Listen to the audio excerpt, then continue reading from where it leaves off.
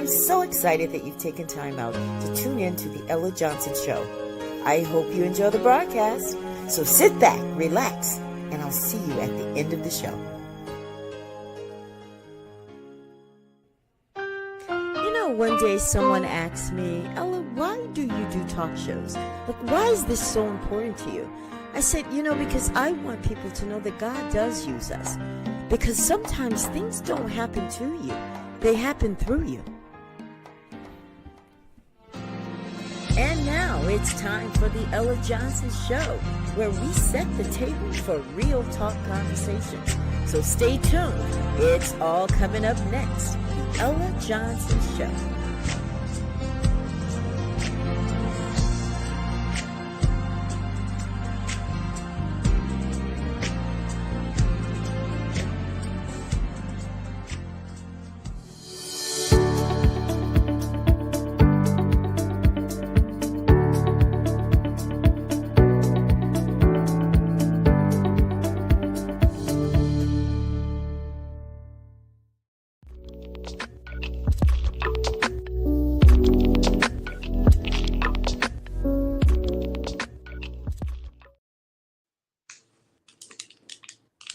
Hello, and good evening. Welcome to the Ella Johnson Show. I am your host, Ella Johnson, and I am so excited to be here tonight. We have another domestic violence story. Over the last few weeks, I have brought guests on who have told their stories. Some were about sexual abuse, physical violence, domestic violence, but they've come one after the next to share their stories. Because I truly believe that sexual abuse is a part of domestic violence, and that's why we're bringing this show to you tonight. I hope that people will come on and share your comments, even share your experiences if you want to. But we want it because there's always two sides to every story. I say it all the time. And I want to be that type of broadcast, that kind of platform where we can talk about things even if we don't agree. Okay. So I want to welcome you. If you're watching from Facebook, do me a favor and share this. I mean, just hit the share. It doesn't cost you anything. Just share to everyone that you know could benefit from this broadcast. If you're watching from YouTube, do me a favor and subscribe. You're already there. We're also showing the show. The show is also being aired at Bless TV in Liberia. We're also on LinkedIn right now as well. Okay. So I just want you guys, if you're watching from anywhere, thank you. Thank you so very much for tuning in to this show. Now, tonight, we are not only going to talk about sexual abuse, but we're going to talk about it in this highly publicized trial, Diddy. I know if you're anywhere in the world, you have seen some information, articles, videos, broadcasts about the Diddy trial. Well, we're going to do it as well. I think it's important. I think it's important to talk about because I think that after tonight, you're going to get to decide really on what you feel about this trial. We have to take our emotions out of it when it's a trial because that's someone's life and we're not on that jury. So we have to go with what they say, but you do have an opinion. So after tonight, you're going to see that there's an ugly side to sexual abuse. You're going to learn about the music industry. You're going to hear one of my guests talk about that because she's heavily involved in that as well. And what really goes on behind closed doors that a lot of us aren't privy to. And you're going to get to decide if the defense is accurate when they say this. The defense has made this their claim and their position. They said that, what Diddy did may have been unusual, may have been non-conventional. But at the end of the day, it was consensual, not criminal. And you're going to get to decide if that's what you believe. Now, I want to show you guys something else. These are all the housekeeping rules. All right. So I want you guys to bring your comments here. And you see, they'll show up on the screen just like this. You leave a message. Yamika is sharing the broadcast. She is awesome, amazing. She's with us, but she's sharing right now. We'll bring her up in a second. But I want you guys, before we do anything, I want you to meet my guests. All right. Because I have amazing guests. I always do.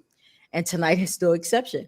So I want to start with you, Esther. Tell everybody who you are being here on the Ella Johnson Show. Yes, hi. I am Esther Jones. I'm a 5 times author, and I am a celebrity advocate and a mental health advocate. Just my background is in the entertainment industry, and now I just help counsel celebrities, people in the spotlight. And I'm also involved with mental health, and I wrote 5 books, and I speak all over the world. And I love what I do. I love people. I love rescuing people, and love helping them with their mental health or emotional, whatever they need. Oh, I love it. Welcome again, Esther. Esther is my friend. Love her Yes, dearly. love you Yes, too. yes. All right, Alyssa, tell us who you are. My name is Elissa Boudreau. I'm from Baton Rouge, Louisiana. I am a 24-year victim, 10-year survivor, 7-year overcomer of domestic violence. Oh, that was some. That sounds like a song. You said that just flowed off your mouth so well. I love it. You have taken your freedom back. I love it. I love it, Alyssa. We're gonna hear a little bit more from her in the show about her sexual abuse. Yumika, welcome to Hello, the Ella Johnson everybody. Show. Tell everybody Hello, who you are. hello, everyone. I'm Yumika Harmon. I'm originally from Louisiana, and I am the CEO and founder of Divine Pearls of Royalty. Nice. Well, welcome all of you guys. Thank you so much for taking time out to be on the Ella Johnson Show today. I love you all so much for what you bring and what you're out there already doing for people. So before the broadcast, guys, I asked my guest here, I said, which one of you have experienced sexual abuse? Because that's what we're talking about tonight. And she's going to share a little bit. So, Alyssa, that is you who admitted that you've been y'all heard her spiel. She's definitely an overcomer. So she's just going to share with us tonight a little bit about what she's been through because, there are people, and listen, guys, this is real. There are people that are watching this broadcast and you're in a situation. You're going through some things. That we may hit some buttons tonight that you're like, you know what? I've experienced that. There are times where you not even realize that you're a victim. So that's why we do these shows so that you can see yourself in these other stories, right? So let me ask you a question, Alyssa. Did you know the person who abused you? Did you Yes, know them? You did know them. Okay. How long had you known them? I was married to them. Oh, well, now that's something else I want to say about sexual abuse. It can also happen in relationships, right? Rape can happen when you're in a marriage or if you're dating. So I don't want anybody to think, well, I'm married to him. How can you rape me? Okay. So you were married to your abuser. So I don't want to know his name. I don't want to know his name. And so now we know how you knew him. You were married to him. Let me ask you a question. When you were going through it, did you tell anyone? I told my story, but it was so unbelievable because we looked like the model couple. Oh, there it is. So people didn't believe you. They had a hard time believing. Yeah. Mostly family. My family believed me, but because I had been in the cycle since I was 14 years old. So my family believed me. It was just the fact that they were just kind of like worn out. And, if you're not educated on it, Yeah. um, you Yeah. really don't know what to do. And then the blame is always on the victim for some reason. So you said you've been in a cycle since 14. What does that mean? I was in the cycle of domestic violence since I was 14 years old, from the age Oh, of 38, 24 oh, years. wow. Wow. So that means that your first abuser wasn't your husband. No, Ah, I've who never was it? been in a relationship in my life. They've all been abusive, and I'm 55 years old. I've been Oh, divorced since I was 38, 39, yeah, wow. 40 when I divorced.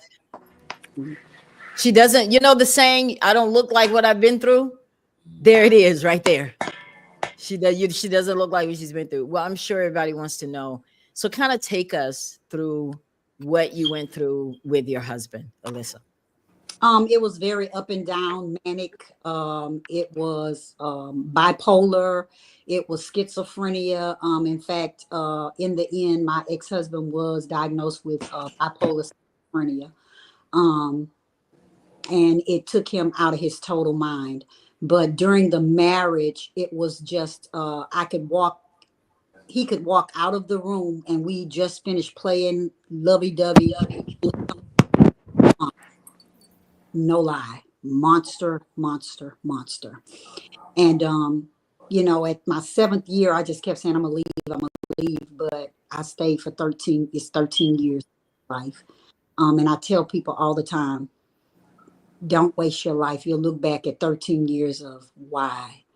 Um, Wow. Sexual abuse, people don't think that it happens in marriages only because you're married, but no means no. Exactly. That's true. So can you share with us some examples? What, without going into too much detail, can you share with us an incident that you had with your husband where he raped you? Yes. He left for a week. This was right prior to when I left. He left for a week. He left out the house saying he was going to the store. He did not come back for an entire week. When he came back, he drove in the driveway. He said that there was a man jumping out of my window. To me, how could I didn't even know when you were coming back home, and I'm already knowing you're abusive. Really, would I bring someone in your home or in our home? But when he got in there, he made me take off all my clothes, and he started tearing my clothes off and just commenced to sexually assaulting me in every way, as hard as he could, fighting me at the same time, pulled me off the bed, just started beating me and then having sex with me again, roughly again. Just having taking ecstasy pills and whatever those pills are that make you have a lot of whatever, and it was horrible. It was to the point to where I felt so violated. I never wanted him to touch me. Like, it was an icky feeling, because you're taking it. I know you're out there cheating. I know you're out there on drugs. I don't know what you're doing.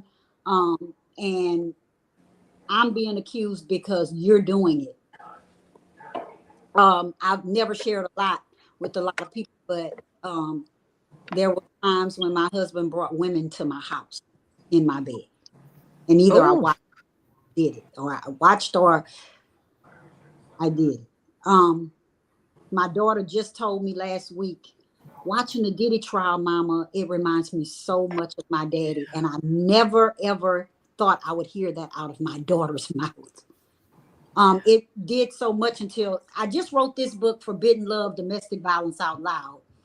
I am now on Forbidden Love Volume 2 right now. And just talking about all of the aspects of domestic violence and the victims and what we go through and the things, the decisions that we make in that relationship that we wouldn't do otherwise if it was just us. So watching the Diddy trial, I'm watching some of my life. I say yeah. if my husband had the money Diddy had, I would probably be right now on trial just like that. Seriously. Yeah. So let's go back to this. I mean, I don't want to get into too much detail about it, but it was concerning what you said, that your husband would bring women to the house in your bed and you would literally watch. Did he make you watch, or were Yeah. you, I mean, he made you watch? He was on drugs. He was belligerent. He was mean. It was controlled. My whole household was totally controlled. It was a totally controlled environment. If my ex-husband was watching football in the living room, every TV in the house had to have football on it in case he got up and had to go in another room. So we're miserable in the house watching football. And for a long time, I didn't even let football be played in my home after I left. And how long were you guys married? 13 years. 13 years. And would you say that you spent 13 years living like this? I would say I spent 13 years plus our dating because when I walked down the aisle, I had a black eye. What? Yeah. So he was beating you before you married him? I was in a cycle. I had been in the cycle since I was 14. I married him. I was 27. So you expected this. This is what you expected in relationships. Pretty much, I was pretty much in a cycle. Yeah, Wow. didn't know who it was. Broken, a Wow. broken little girl. From a divorce of parents who I literally, that really, I think that's what really broke me. I can tell you the night I think that really broke me in half, but we'll get on that if you ask a question. Well, that's my next question.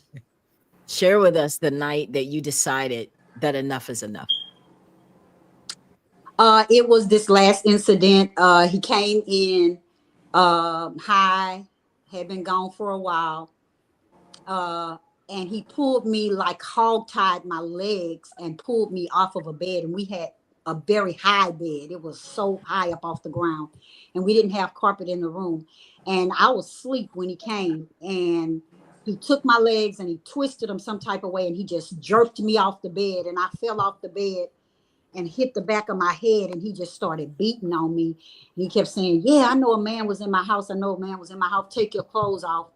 Every time my ex-husband would leave and go for days, I would have to take my clothes off and he would have to smell my underclothes, smell me, and he would have to have sex with me. And it's not making love, it's rough sex, it's mad sex, it's ugly sex, it's demeaning sex, it's to the point right now at 55 years old, if I never have sex again, I'm okay. You know what? Not to interrupt you, B, but you know what else is traumatic when they smell your underclothes and then they literally sit there in the restroom while you undressing and watch you take a bath. It's crazy. And if you say no, they taking it. Just it's crazy. You want to know one thing I had? Not only make you take a bath and watch it, but give you a bath and stick their whole hand in your vagina to do Oh, that It kind they would do. What was that for, Alyssa? Because you were breaking up there. They would stick their hand in your vagina for what reason? to just check me. yeah. Oh, I couldn't even wait. Okay, I'm gonna tell you how bad it was. As a grown woman married, any dress that I wore, I had to have shorts on up under. You know, it's Yeah, either it's, shorts or leggings, and then you at work and they sitting outside your job wait. waiting for you to get off. Yes, ma'am.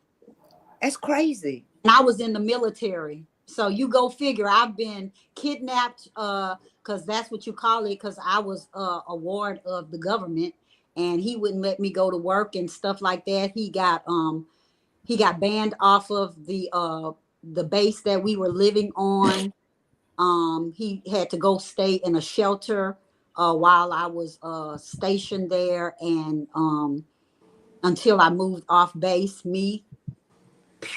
moved off base just so he could have somewhere to stay because we weren't from that town. And girl, it just got worse and worse from there. It never was good, but I could just tell you that every time you leave and go back, it gets worse.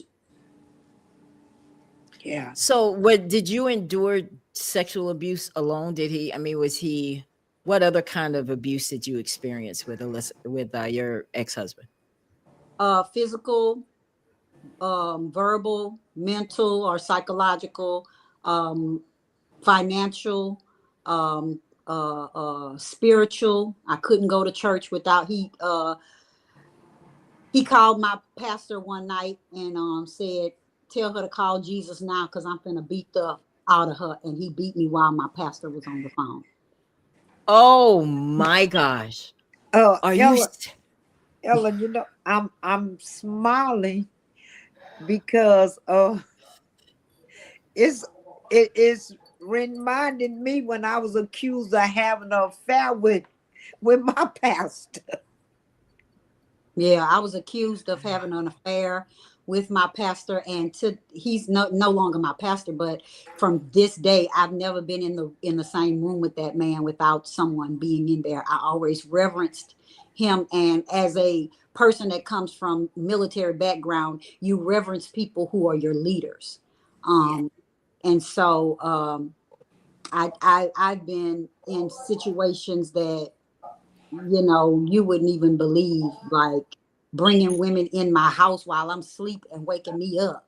Like, yeah, that kind of stuff. Like, So was I he rough with the women that he was sleeping with? Was he the same with them? no, No. no, gentle.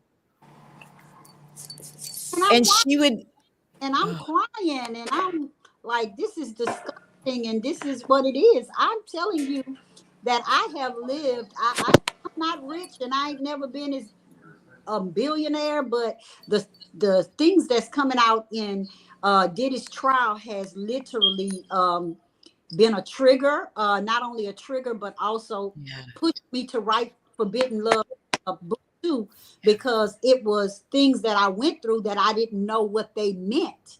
But now that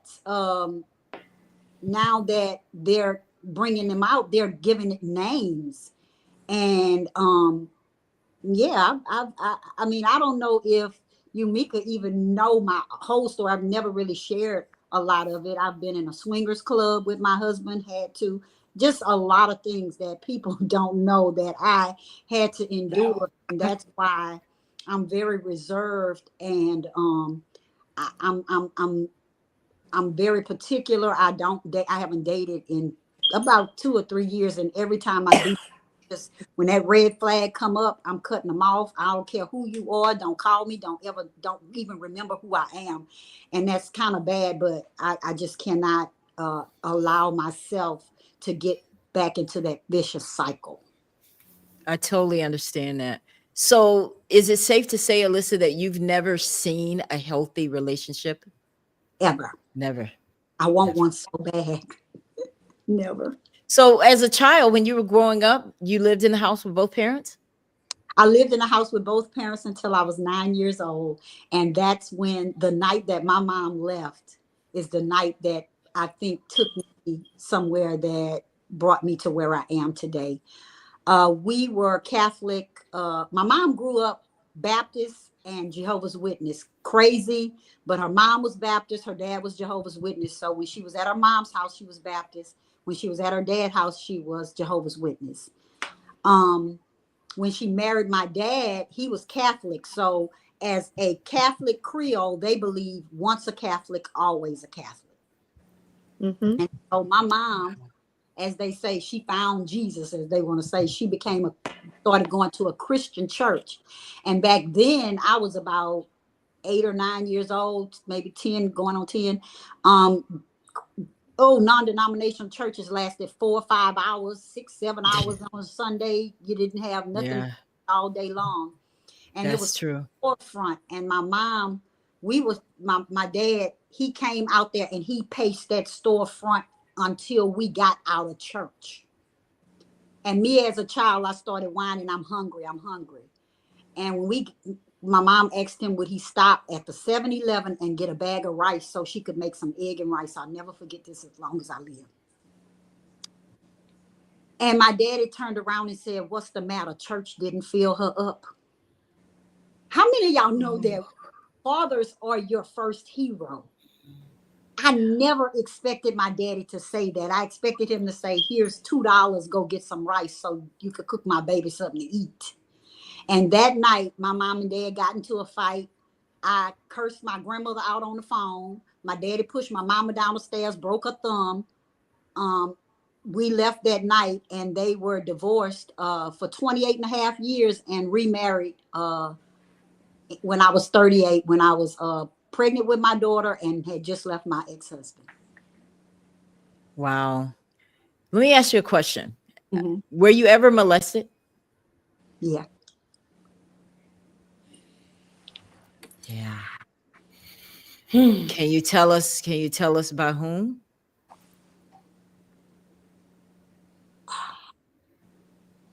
It wasn't just one and one person. I don't share it. If I would have told my mom, it would have killed her, probably. Um, but I It know was him. a female molested you, No, but the female was aware of who molested you. no. Nobody knew who molested me until I started sharing it as a grown person. Yeah. The reason I asked that is because you were displaying all the signs of someone who has been molested. You know, guys, these are real stories.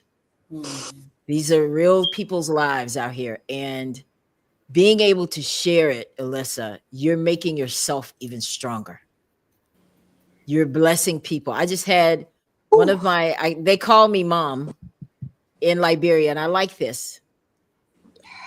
Thanks for the show. It's educative for young people like us to always treat our relationship with respect because females aren't cow to male. And I like that because they see this and you're helping people know how to go into relationships with a totally different mindset, you know? And a lot yeah, of times men don't know how to treat us because they've never seen healthy relationships either. right. And it Yeah. just keeps going. The cycle doesn't end. Now, Yumika, where are you right now? Because I know that you have your own story as well.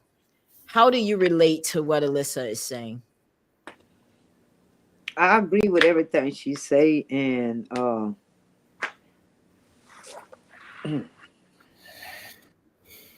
this kind of rough because my son is watching this.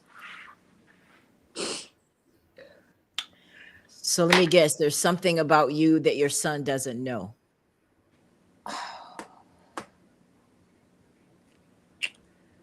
I was I was molested by a family member from the ninth grade to the 11th grade, and I never told my daddy because if my daddy would have found out, my daddy would have killed him, and it would have tore the family apart. Wow. So you held on to this for all these years, Yumika? Yeah, my kids don't even know this.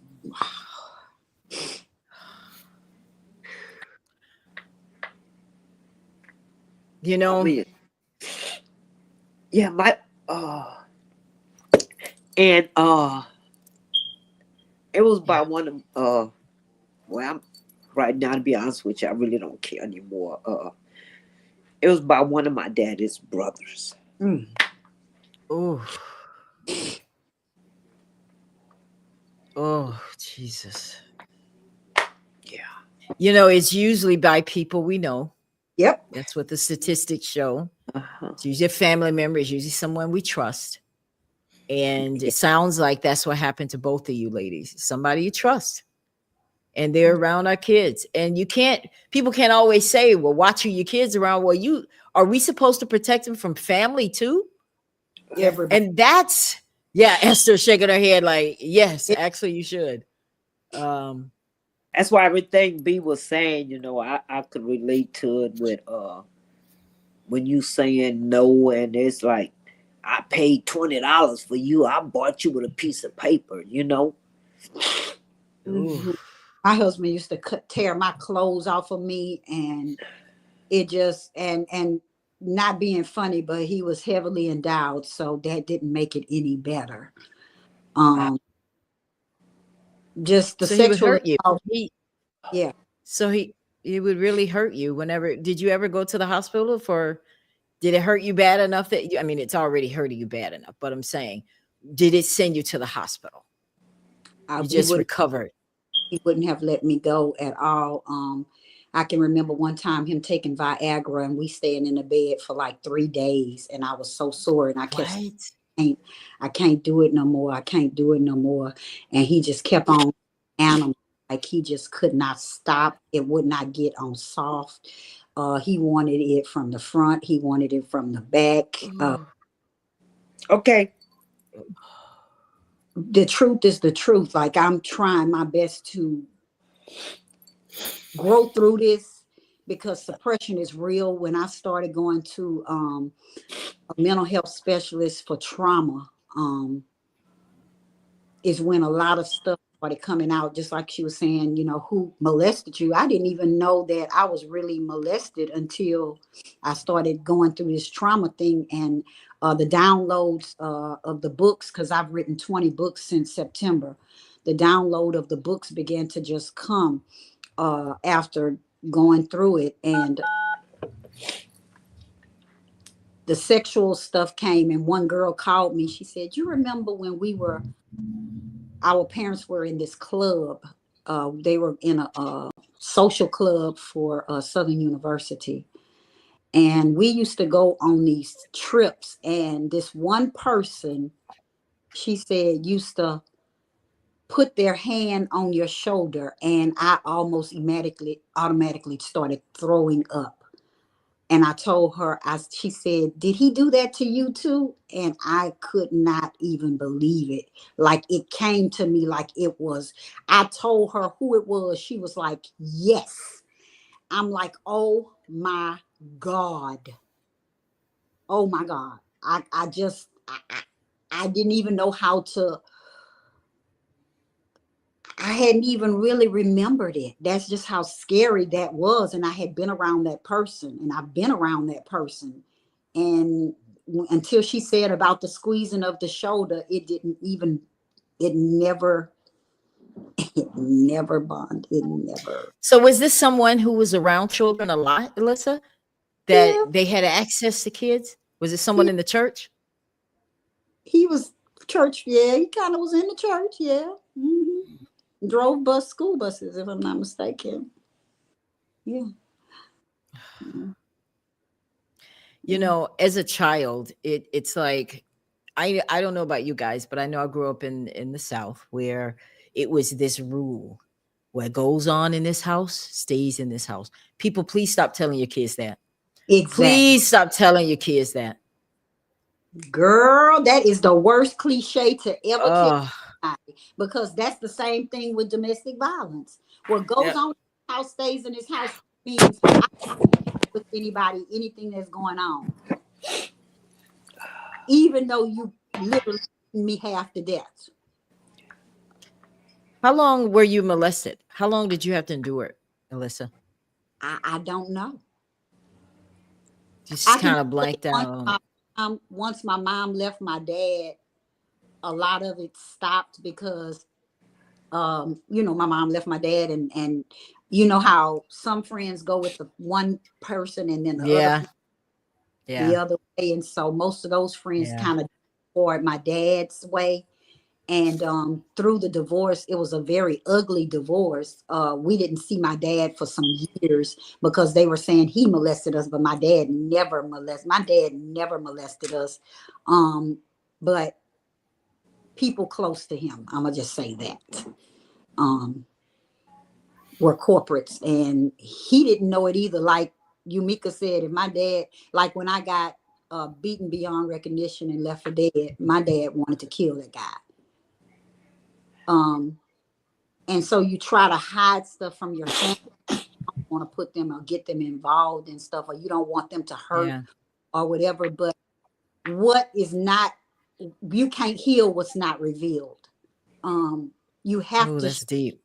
stories, you have to give those insights, you have to tell somebody, because it's somebody out there that's going through the same exact thing that I went through at 9 years old, 7 years old, 6 years old, up until getting to 14 years old, who don't know who you are, promiscuous, sleeping around, getting abused, getting misused, and thinking that it's going to stop. When does it stop? When do you say enough is enough? When you're 14 years old and that's what you were introduced to in your first relationship. Um, I I like the question Ella just asked you about when you knew enough was enough. My point enough was when my baby brother, God rest his soul, Me and him come up with a plan. And the plan was I was going to invite him over to my house for supper. And there was going to be a knock on the front door. I was going to open the door. I was going to walk out, and my brother and his friends was going to kill him. Wow. Oh yeah, that's how deep he got, Ellen. And I'm like, I can't let my little brother go to jail for this, you know.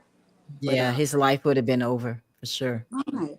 but I So mean, it was planned out. We had it planned down to I a bet. T. Yeah, to I a bet. T. Well, So mine what was changed it? What So changed? I yeah, what I changed it? chicken I chicken out because I'm like, y'all can't kill that man in my house. Well, I'm glad you came to that. I was going to ask you, Alyssa, did you ever think about killing him? Because as you were talking, I was thinking about killing him. So if I was thinking about it, I know you had to have at some point. Did you? that point. The point that Yeah. night that he came and took my legs and did them like this and just jerked me off the bed. Um, I laid in the bed for a whole week trying to figure out how to kill him and get away with it. And God finally told me to leave. And I was like, I don't want to leave. This is my house. This is my cars. Because I was in the military still and was paying the bills. And, he was parlaying on his drugging on his and everything else. He was a drug addict. He was all of this. So I'm like, I don't want to leave my house. But something pricked at me and said, you're either going to leave or you're going to die. Mhm. Or Real talk. somebody's going to die. And I'm going to tell you what happened. I heard my mom say about my oldest daughter, because she's the only one that saw the abuse. She's 30. My other baby is 16.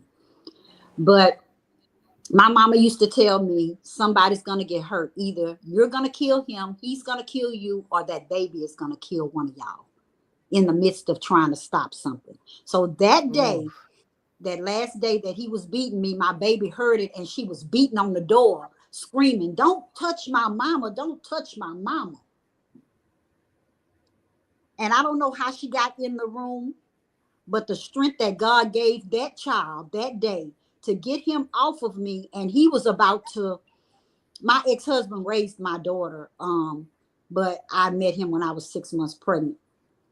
And at that point, she said, I'm going to call the police. And he was about to get hurt. And he was so enraged.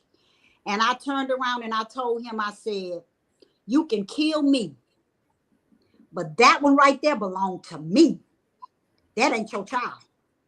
And it came out at the wrong time. My child found out that that was not her father at 13 years old in the middle of me and him fighting.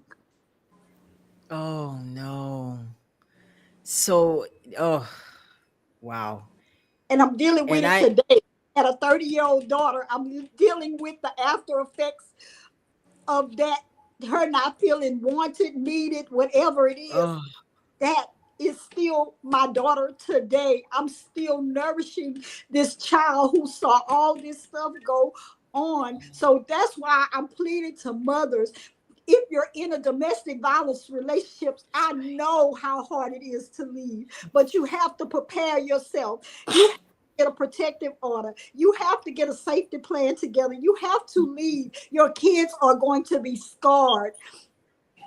And you will forever have on your heart a guilt that you could never get rid of.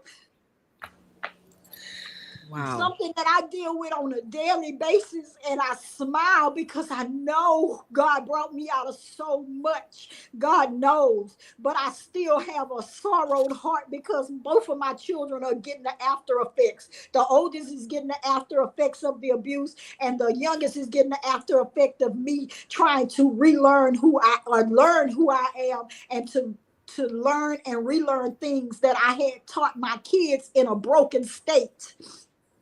Don't cry. It's well, baby. So, okay. Don't That's cry. right. Don't cry. Great tears. This is Wow. this is where I came from. Look how far God brought me. Yes. But Look at I don't He like to gave see you cry. me a chance to get it right with my children, to tell them that I was broken and I was learning myself, and I'm sorry Yeah. for the things that I put y'all through and took y'all through, but it wasn't because I wanted to, it was because I wanted better for my children. And I always thought, well, I come from the ghetto. If I date a drug dealer and he'd give me enough money, I could get out of this thing. That was my mental state. I just want to get out of the ghetto. I just want Yeah. to be able to Release. be Release. my mother in me again, working so hard that she couldn't even see her children, that I ended up in that domestic violence situation because I didn't have my mama there and my daddy was too busy hoeing in the streets. Woo! I Yeah. want you, Esther, because you've seen a lot too. I want you to speak to her children. Do it for me right now. I'm a little choked up. I want you to speak to her kids right Yes. now. Right now. I want you to speak to her kids. Um, I want to say that it is not your fault that y'all been through this. People, hurt people, and the mental, just from me knowing my major being psychology and knowing how the brain works, that he was very messed up and probably even had a split personality. His brain was probably like go off and on, which most people who do these acts, they can block it out and then they can switch. That's why it was like the bipolar is.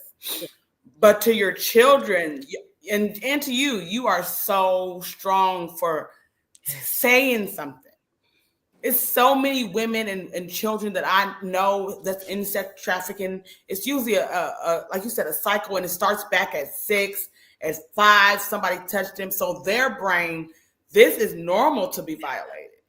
Yeah. And then they even become, sometimes, not all cases, they become a predators themselves. Because if you only grew up in sexual assault and me being raped, this is all I know. So usually the rapist victim becomes the rapers. Like with and I can't say that he did it or not, but I know psychology with R. Kelly and with the P. Diddy's. And for you to be bold and for you to take a stand as a mom, and even I don't care if it took you 10, 15 years, you still are out now. It's some Yeah. women that are 60, their husband's still coming home beating them, and they need Yeah. to hear your story. So I just want to say thank you. And to your children, y'all go through family counseling together. It's hard, but y'all work it out together. And don't be ashamed of how you feel or the tears. Tears are a sign of releasing all that That's trauma, right. and you That's can go right. to the psychology therapist and your brain can be restored. You talk Yes. about those stories. It's healing to get it out because Yes. the brain actually blocks it out. And until you triggered and someone grabs your arm or they grab you by the waist, you just flip out all the Yes. time. That this is trauma in our brain. But you talk about those stories, and as those stories come up, some stuff you might have suppressed, your brain might don't even remember, because as a protective mechanism, it shuts it down so you can do regular life. But You this hit. is healing. This is where it starts. This is where it That's starts. For right. you being open, and so many women will get strength, and children will be like Yes. can know how to get out, know that escape plan, know that if I get out, it's gonna be okay. I can survive, That's right. and don't be that fear that grips them from not Even telling. It's called silence treatment. Shut your mouth for all them years. even Wow. Thank with you for me being talking, here, ladies. It's walking out with nothing. I mean, that's the point that you have to get to, that in your mind, walking out with nothing means that I'm walking out with my life and I can Yes. over. That's Yes. right. Okay, Yes. over 5. Yes. In fact, I'm still starting over today, because every day is a renewing of your mind. Something may come up that tries to trigger you, something like the Diddy. Absolutely. I've been Absolutely. watching it, but there are triggers. There are things that I see Absolutely. that really bother me, but at the same token, I'm fighting through them because I know it's somebody on the other side that needs to hear that it's gonna be okay, and that you have been a Cassie, but you wasn't cast out. Yeah. Amen. That you this Yes. Yeah. that this, that this what is this is good. This is good because and I'm about to tell y'all something, Ella, that B doesn't even know. When I moved here to Texas, I started dating this guy, and to come to find out he was a pastor, girl. Not a pastor. Wait, baby. Why is that so bad? When he whipping your butt, What? and he take, I wasn't thinking, it didn't hit me because he was so mean, and I was actually afraid of him because I'll never forget one night. It was New Year's Eve, and I don't like guns, and they started shooting guns, so I sat in a corner, and he like, come outside and shoot the gun with me. I'm like, man, you crazy. Ella, I'll never forget. This man caught me by my throat and threw me against the door. And he told me he would let me leave, but he took my driver's license and my social security card. And in my mind, I got to get my stuff back one way or the other, Right. So the next day, New Year's, he act like nothing happened. So he asked me to use my car, Ella, and I let him use my car, guys. This man totaled my car. Totaled my car, and so I couldn't leave his house. And I promise you, y'all, I got in my car and I drove. When I say total, it was all smashed up. I got in that car. Jesus. And I've never packed within 15 minutes so fast in my life. I grabbed all my stuff. I drove that car with the hood all bent in because I got tired of being beat. I just left something, You gotta get away, yeah. Yeah, but this one here is much more dangerous because he loved guns and he was a man of God. Always quoting the scripture and everything. And I drove that car like that. I got on 610 and a constable stopped me and he asked me what was going on, and I told him. And he asked me, he said, do you want to press charges? And I'll never forget what that man told me. And he's a soul-saved pastor. No faces, no traces.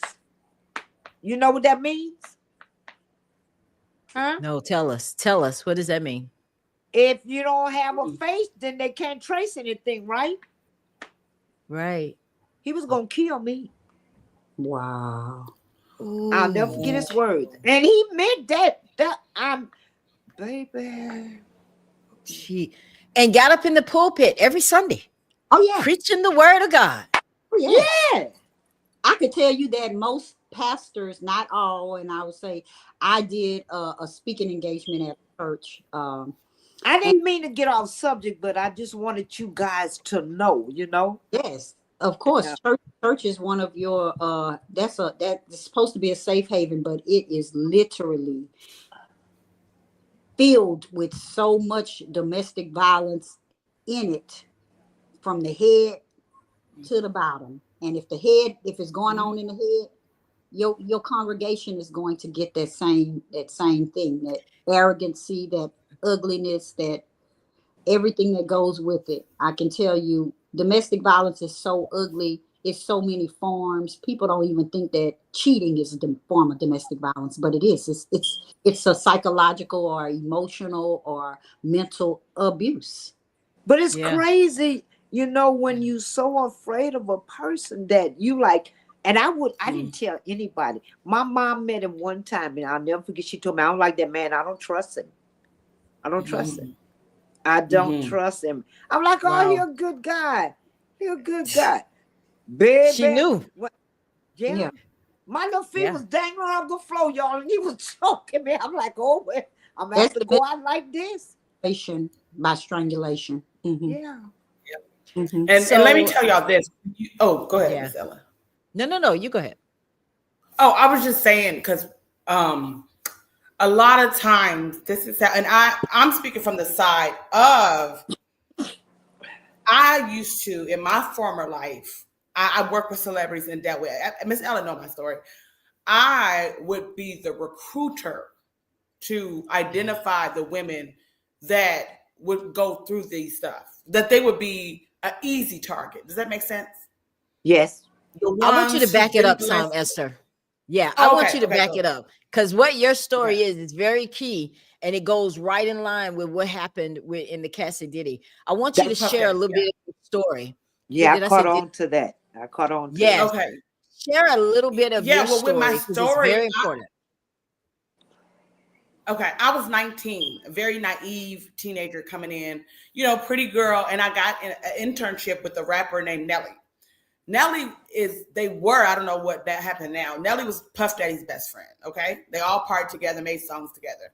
And Yes. what I have experienced with men of power, whether it's pastors, you got lawyers doing this, you got governors, you got priests that's been raping little boys for years My because God. behind the name of a person of God or any type of strong person in leadership, it's an automatic defense that goes down because they're supposed to be a man of God, they're supposed to be, Yes. and then a lot of the women, if they're supposed to be famous, then they're not rapists and murderers. I got a wake up call because I had a naive idea that if you were famous or known, that you weren't abusive. And when I say I was blown away. I wrote the book, The Force Behind the Stars, because I'm like, just because these rappers, these musicians are famous, don't mean that behind closed doors they will rape you. They'll put something in your drink. They'll set you up. Mm. And so I became so, I would say, accustomed to seeing women like y'all, especially young girls, and anybody watching me that's young teenager or moms of young teenagers. Y'all have to understand that it's people out there that will prey on people like that. Yes. That they'll try to groom them into that. This is how you get the sex, sex trades, sex extortion. This is how you get people into prostitution because they're looking for women, beautiful women with daddy issues, beautiful women that have been silenced, have been molested, are scared to say their no doesn't mean no. They look, and and let me tell you another thing, what we used to look for. People, women that were beautiful, naive, and poverty stricken. So even to Liberia and Africa, if they would pay them, we gonna get, we came as rescuers. We will get y'all out. If you come with us, you'll never have to worry about food again. You can be in a mansion. You know how many women I talk to, my people I used to know, prostitutes are still watching me from a mansion, but they are getting beat every day. But they have a lifestyle that they don't worry about anything financially, but they're being abused. And they don't want to leave because, like you said, Ellis, they want to get out the ghetto. Yeah. Get And out. they don't know how they're going to eat the next day. And these men, some of these men of power have that money where I'm going to be your provider, but I am also your abuser. So you Yes. can be in a mink clothes on the red carpet, like with Casey, or just different women. Even Kelly Rowland was talking about it, that they would be out in the shows holding hands, but behind doors, closed doors, these executives are beating them. And Yes. so many of them are getting away with this day. So I'm thankful that stuff like this comes out because everything that's done in the dark is coming to the light now. Yes. But you know what, Miss Esther, correct? Yes. Mhm. That's your. What I don't understand, Miss Esther, is like me, Ellen, B. We Yep. not in the limelight. We not rich and famous and powerful. Right. Nobody hears our story. But when you get a celebrity or a rapper, a football player that Yeah. does something like this, oh my God, the world is ended. My life mattered just as well as their life mattered. They That's got right. them licks, I got them licks. They got black That's eyes, I got black eyes. What's the that's difference? Do I matter? just there is no your story matters. Just because they're famous, people think that their story matters more than yours.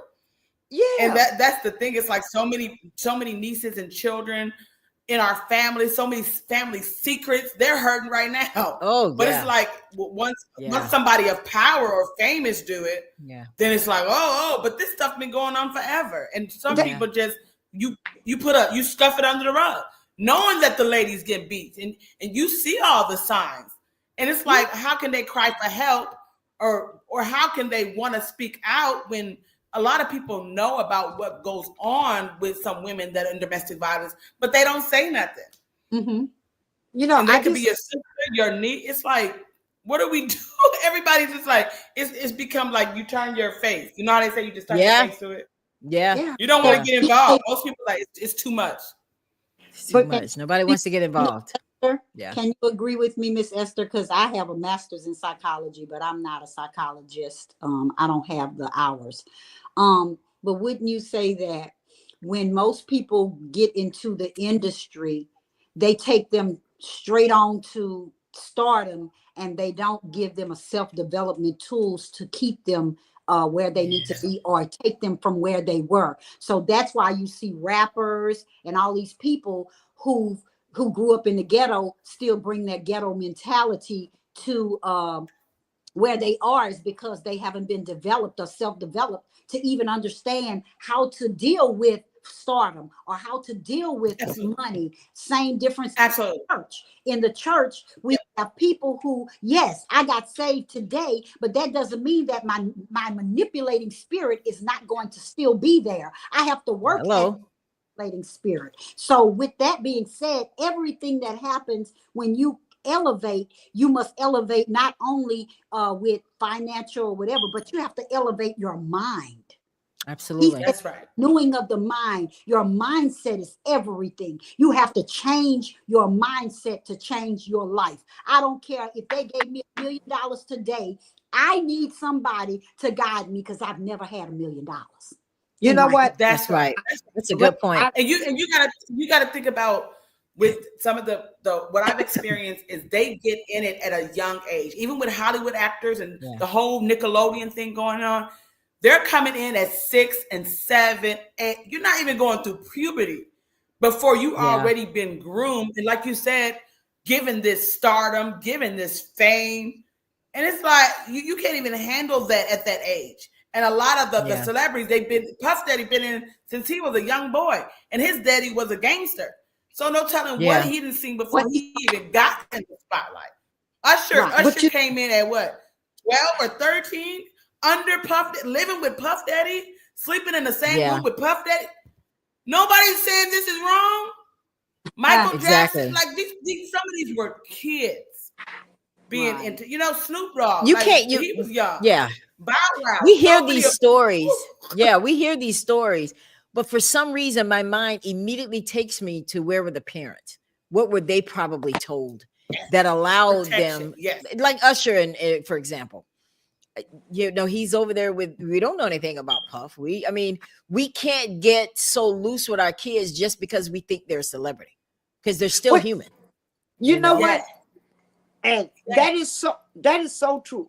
Because Miss Esther touched on a point that it's happening today, where when you say when people of power doing so much, can you imagine how many P. Diddy's behind the pulpit and how many Cassies sitting in a pew? Oh yeah, absolutely. All these powerful men of God that's grooming and grooming women and men to be sexually abused. Oh yeah. And then I want to go over to Cassie, and let's talk about that. Yes. You guys have touched on it. And Esther, you definitely make a good point, because you're saying I was out there getting these people for these celebrities. In other words, you're saying that, and you're telling us what they look for. So let's talk about Cassie. Cassie was 19 years old when she met Puff. He was 37 years old. What is that difference? That's what, an 18-year difference? So when she met him, Esther, and we don't know what was in her mind, because unfortunately, we're not interviewing Cassie tonight. One day I would love to, but tonight we don't have her here. So we're just going to have to, obviously everything is alleged that we talk about. But what do you think was going through her mind at 19 and she met Puff? He was already in a relationship.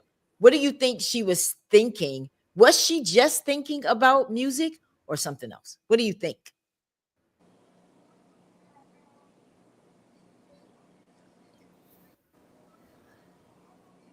Are you frozen? The signal was going on. Can y'all hear me? Yes, ma'am. Oh, okay. There we go. Okay. Did you hear what I was saying? Yeah. Okay. At 9, yes, I heard your question. At 19, it's like, remember Ella, we talked about with my friend Gail Moore.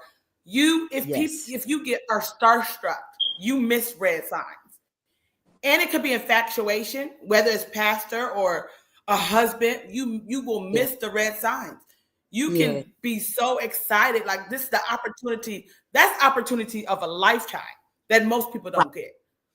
And that's how they blind you with the bright lights and red carpets, limousine, the penthouse suite hotels, everything that the world offers on your shoulder. I mean, right there at your table, diamonds, and I'm not sure. I can't speak for her, but when I helped recruit the women, it was all consensual.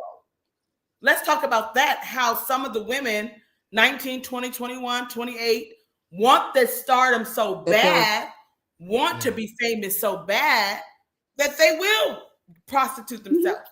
They're like, go ahead. It wasn't rape because they're asking for it. So and it's a thin line of it being consensual and you forcing women to do. Because some of the women are willingly still watching me today, are there in the mansions, and they wouldn't leave. They don't want to leave. They're willingly participating in these orgies and getting other men for them. This is what they become. They're monsters too sometimes. Yep. Some of them are. I mean, I've seen it. I've seen it where they asked me to pimp them out. Even men asking me, well, pimp me out. I want to be famous. I want money. I'll do it. And I'm wait like, a minute, what? wait a minute. I never did anybody without their consent. Oh, so you're telling me, Esther, that people have actually approached you and said, look, I'll do whatever. I just want to meet X so-and-so person. I just want to be in their graces. I want to be with them. Pimp me out. What? Wow. Yes. Not to tell my daughter. Because it's that glamour and that fame, and they'll do anything to get that fame. And then some of the, like you said, with the parents pimp them out and present their daughter to them. Because they're like, do it. She's talented. She can sing. But we also know what we signed up for also, what comes with it. So my heart goes out to Casey and whoever, all the other women that are being exploited. But I also know that some of these women are predators too. And some of these women will go with the celebrities and rape the other women too. And become a madam, if you will. Because they crave that lifestyle. And they don't care about moral. They don't care about the morals anymore or the victims of getting hurt. Right. Long as they sending me $15,000 for every sex party. Because I've been into sex parties and orgies. So I know what goes on after the after party. Mm-hmm. Wow. So that brings me to this. Abusers. Okay, go ahead. That brings me to this video that you bring that up, Esther. And I want you to talk about it a little bit more after this. But in the Diddy trial, they're referring to them as freak offs. Mm-hmm. And I want you guys to watch this video. In this first message, what is the subject line? It says, I really need to. Who sent the email? I did. How did Sean respond to your message in the next communication? He says, so who are you going to want to call someone? What is your understanding of what want to call someone is referencing? Want to call someone is like, want to call an escort for a freak off? And when you sent the communication, I really need to, why did you send that? Because I wanted to be with him, and that was my way of saying it. And when you said you wanted to be with him, are you referring to Sean? Sean specifically, yes. During your relationship with Sean, who did you want to have sex with? I wanted to have sex with him. Did you want to have sex with the escorts? No. So turning now, Ms. Gavin, we can take that down. If you could blow up the bottom communications on page 1. So directing your attention to the first communication, your response. What do you respond to Sean saying, want to call someone? I say, I want to hug you. Are you crazy? Why do you respond that way? Because that's exactly how I felt, and I didn't want to call anyone. So Ms. Gavin, if you could take that down. So starting from that point, I'm going to read Sean's messages and you'll read your messages through to the end. Okay. So, just joking. I want to talk to you about something tomorrow. Going to sleep. Love you. Is it going to stress me out? What is it about? Freak off. It can wait. It's not a big deal. Now you don't want to do it anymore? Oh, I already know. You're so predictable. Really? Okay. Since that's definitely what it was, we'll leave it at that then, since I'm so predictable. Have a good night. Whatever, baby. I'm not going to play no games with you, and you ain't going to keep shutting me down. I'm not shutting you down, I never do. If anything, it's always the other way around. I wasn't going to say I didn't want to do it anymore. What were you going to say? So directing your attention to Sean's message in about the middle of the page, saying, now you don't want to do anymore. What do you understand him to be referring to in that message? That he knew I didn't want to do the freak offs anymore. And how did you react after Sean sent this message where he said, now you don't want to do anymore? I already know, you're so predictable. I mean, I tried to backpedal.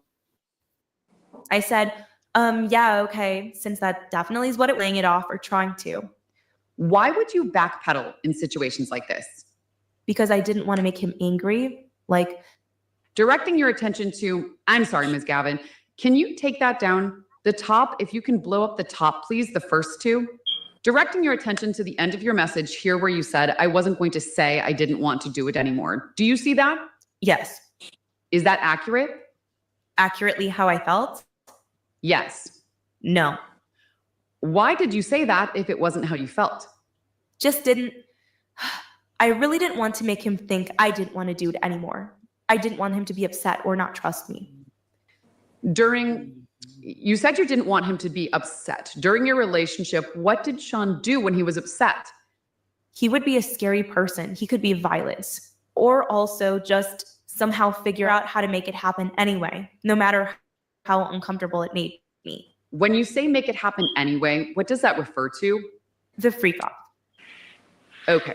Ms. Gavin, can you? Wow.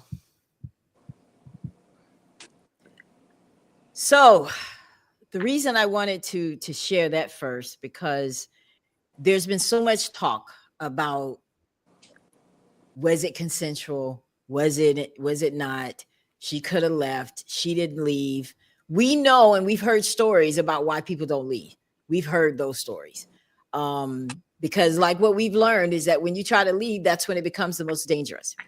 So I do know that in a previous video, because there were so many to choose from this show tonight, let me tell you, I've been inundated with Diddy articles and videos for like a week now. It's kind of crazy. But in a previous conversation, I remember he said that I'll get someone else to do it. I'll get someone else to do it. In other words, I guess trying to make her feel guilty or whatever, but like, no. I'll get someone else to do it. Was he just trying to make her feel guilty, or was that an out? What do you guys think? That was to make her feel guilty. He Right. had her exactly where he wanted her. And Lighting. she was just, to me, she was just so blindsided. I can't call that love. I would call that the lifestyle that he was providing for her. She didn't want to lose that, so she did whatever he wanted to do. And some of the things I truly feel is consensual. I truly feel it's consensual. And then of the freak off parts, I feel it's consensual. The domestic violence, no.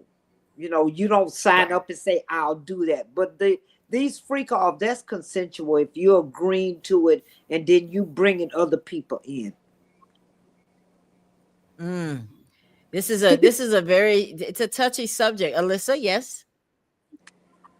When you have the back women syndrome, you'll bring up ideas to appease your partner.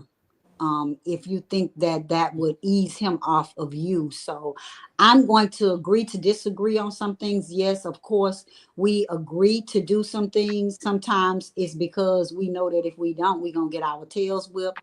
And on her, I'm not saying this is allegedly, when she reached out to him and said she wanted to have sex, and then he said, bring somebody else in. And if she would have said no, if we're looking at the Diddy trial, you're seeing that he got his way no matter what.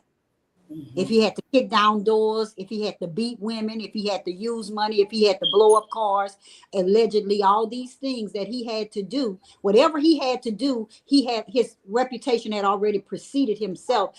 So, of course, yes, she probably shouldn't have called him, but he probably would have called her. And she probably felt, let me go ahead and call him before he come over here enraged and blah, blah, blah, blah, blah. So every victim knows their perpetrator. And you know what? And I'm glad you say we can agree to disagree, because when you sum it up and he say, I can call someone else, she could have said, okay, call someone else. She didn't want, I understand. I truly understand. But when you involving other people, you know what you're doing. Cassie knew what she was doing. And on that part there, if, okay, I'm going to place myself in her shoes. And if he tell me, okay, I'll call someone else, I got a free night off. I ain't got to do this. So call somebody else. Maybe you'll get with somebody else and you'll like it better. It's just, we don't know, because it's allegedly where her mind was and all that. But with us looking from the outside in, that's consensual, because you inviting people to be with you guys to, I'm sorry. It's just Effective. If she would have said no, or you go and get somebody else, what do you think he would have done? okay. He did do that anyway. He did it anyway. He Right. went and got other people. Yeah. Right. And he went and got other people, but didn't, in the process of him doing that, other people got hurt as well? Yes. Yes. But that's a victim mentality too. She ain't finna jump in it when she already know what did it and did to her and what he does to her. So my friend getting beat up, I ain't finna jump in it, because that means he gonna kill me too. So once I got to live, I'm guessing that's the way she looked at it. But I'm just saying that in a victim perspective of what I saw, I would say she consented. I could even say she called him with the mess, because she knew what he was going to say. But at the same token, sometimes, I ain't saying all the time, and allegedly, and it could have not been. Yes. But sometimes we do things in advance to keep us from getting beat. I can't explain it. It's some dumb stuff going on. It's some battered women syndrome. Change your mindset, honey. Get yourself together. Get a renewing of the mind. But there are things that is so deranged that you would think is deranged when it comes to a victim, but you're a victim. You don't know. You're in a situation where I either got to be a yes man, a doormat, or I'm going to get beat. I'm going to get the bad part of it. I'm going to get the end result of it. I got a lot of end results because of a lot of things, because my mouth don't shut up. But see, you didn't have anything really to gain in yours, but she does. She did. Yeah. And I think there's a vast difference there. Would she have gone through all that if he was broke? If he was broke working at Walmart somewhere and couldn't help her in her career, you know what I'm saying? That could have been factored. I'm not saying it was, but that could have been a factor in her mindset. But I want to talk about the part in the video. She said, I wasn't saying I wasn't going to do it anymore. Remember when she tried to talk to him about it? And he says, oh, okay, here we go. I already know where you're going with this. And she was like, oh, well, since you know, he said, yeah, you're predictable. So apparently she must have said something or shown some sign that she wasn't with it. So she was set up in a nice way because he already know what you're getting ready to say. And then she backpedaled. And then the lawyer asked her, well, why did you backpedal? And she said she backpedaled because she didn't want him upset. But she also said that she didn't want him to think that she was judging him. But she eventually did judge him enough to ask Wow. for $20 million. You see what I'm Right. saying? So it's like there's some mixed messaging here. And I'm like, okay, I'm trying to follow, but Can I say either that it was, yes. domestic violence is so unpredictable Yeah. that we will never put a finger on everything, and sometimes it may look like the victim is really not a victim, but I can tell you that I've had situations that I didn't look like a victim, but I was totally a victim. Not saying that Cassie is not doing it for whatever, like you were saying, would she do it with if it wasn't for money? If you're in love with somebody, you would do it for nothing. If somebody gaslights you like he did her, well, I get somebody else. Well, no, I'm trying to be the best woman for you, and I want you and only you. She So I'm didn't gonna want do it. anybody else to get it. She didn't want anybody else to get what she was getting. Right. So you That's her, that's a bad thing, though. yeah, This is my you point.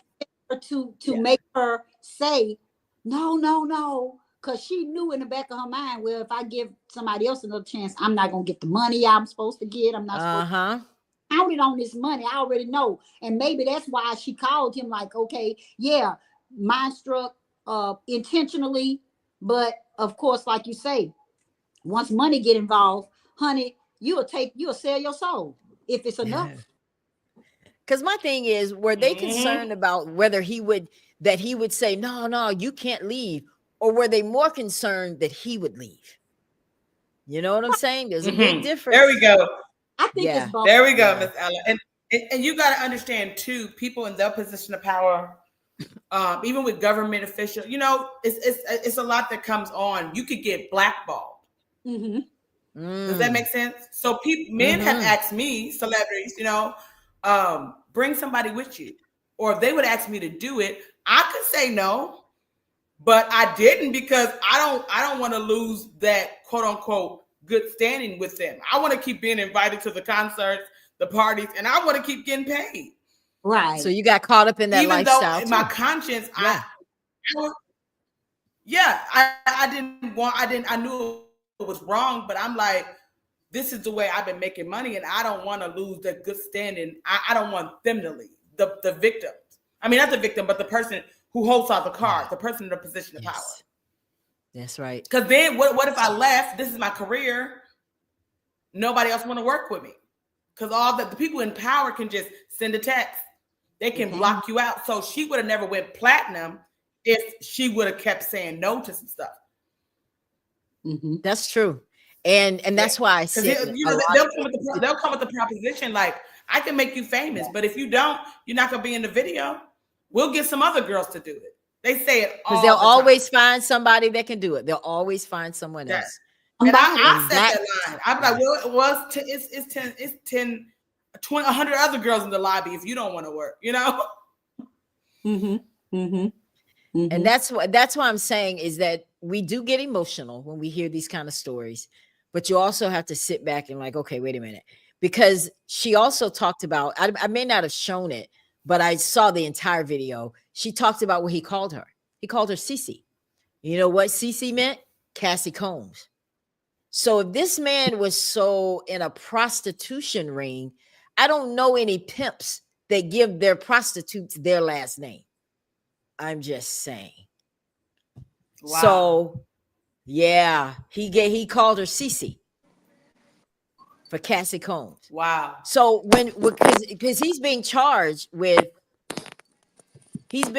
me take her off till she gets situated. He's being charged with sex trafficking. Okay. Yeah. He's being charged with sex trafficking and transporting people and this kind of stuff. So if you're trying to prove a sex trafficking, because sex trafficking is when you are sex trafficked becomes by force, fraud, coercion. Those are the three things that they have to prove. The state has to prove that he frauded all these women, he forced them, and he coerced them. And so there's that fine line in coercion, especially if you're the one saying, I want to F, I do it, which yeah. is what was the subject That's right. of this text message. Mm-hmm. So either she's trying to look cute to please him, or she really wants to. And then she backpedaled and said, oh, no, I'm talking about with just you. No, you think I want somebody else? No, I want you. And then later in the video, she talks about how this was my way of getting his attention. Wow. That's the only time I got attention from him is when we did Freak Offs. That's right. So it does your mind. It does tricks on your mind because you think it's love. Yes. And they Wow. give you that, feed you that. They give you all of this. It's just like if you look at the cycle. The cycle of violence is you have your phase that everything is calm and everything is going good, and then all of a sudden something ticks him off. You get into a tension building phase, and then it goes into an acute phase, and then it cycles around and says, I'm so sorry, I'll never do it again, and you believe them, and then they come back and it's the honeymoon phase and everything is good and everything is dandy until another cyclic piss off, whatever it is, pissosity, whatever it is, goes on in your relationship, and then it continues to cycle. And that's what it is. It's a cycle of abuse, and it's the renewing of your mind. If you don't know that, how can you get out of it? She's been groomed into that. She was groomed into that. So even though it may even look like everything she did was consensual, it was not. Allegedly. If it was me, look on the outside looking in, and I'm talking from experience. There's definitely a lot of mixed opinions, Elisa, and I think that you're coming from a standpoint of you recognize some of the stuff that she's doing because it happened to you. Yes. And someone who has an experience that will also, because we make our opinions based on our experiences, right? Correct. So in this case, I mean, if I've never been through sexual abuse, all I could do is based on my observance of it. And when I observe it, these are the kind of things I'm like, when you're trying to present a case to a jury, there has to be a level of evidence that's over that beyond a shadow of a doubt. There could be no doubt. There could be no guessing. Okay. Right. And hopefully they don't have sexual abuse victims sitting in that jury, but you never know. Or they may know someone who has. They're not going to tell the truth about that. And they may make a decision based on their emotions. But when we look at the legality of it, they have to prove fraud, force, coercion. What was it? Yeah. Okay. Force, fraud, and coercion. Think about this then. You're at home and your husband brings a woman into your bed. And you either get in or you don't. But even if you don't get in, you know that once he finished, he's going to beat the mess out of you. So either you're going to get in and act like it's all good so that you know that even though it still might happen that you might get beat afterwards, you just in a catch-22. I don't know how to explain it. The gaslighting, the manipulation, the coercion, all of the above from a narcissistic person who does everything to sway you one way or to make you be in fear or whatever it is. I live a life of fear. I live a life of pure fear. Or to make you be in fear or whatever it is. So I don't know what Kathy was going through. Hold on. One of you guys have it. One of you guys have the. So I don't know what Kathy was going through. Hold on. Okay, there we go. It was Yumika. Yumika, turn your phone down because that's why we were getting the feedback. Okay, I'm sorry, Lessa. Go ahead and finish what you were saying. So I'm not sure, I can't say allegedly, like you said, we can look at it in both ways. Right. and looking at it from a standpoint, if I had never gone through it, of course I'd be looking at Cassie like, girl, you lying, girl, you agreed to it. You this, I'll be on the other side of the fence, and I'm not really being biased because I look at it on both ends. Yes, she could have said no. No, she didn't have to call him. But think about, if she didn't call him, he was going to eventually call her. Oh, you didn't call me? Oh, so you was sitting back, you didn't want to do it, huh? Oh yeah. I mean, the gaslighting, the manipulation tactics that a victim has to go through, and all of the guilt that they are that's placed on them for things that has nothing to do with them and has everything to do with that perpetrator. He knows how to do it. He knows how to manipulate you. He knows how to scheme and connive to make you do what you want to do, even if it means I might not hear from you today, but I know by tomorrow you better call me.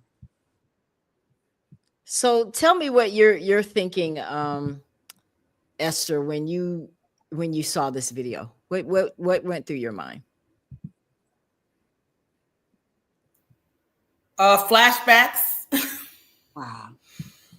I was like, I know that language. I understand when it's like, and you got to understand too, when your appetite, it's like some of the men, they have everything they want, right? So after a while, I was like, okay, you get used to 6 women a night. You get used to orgies.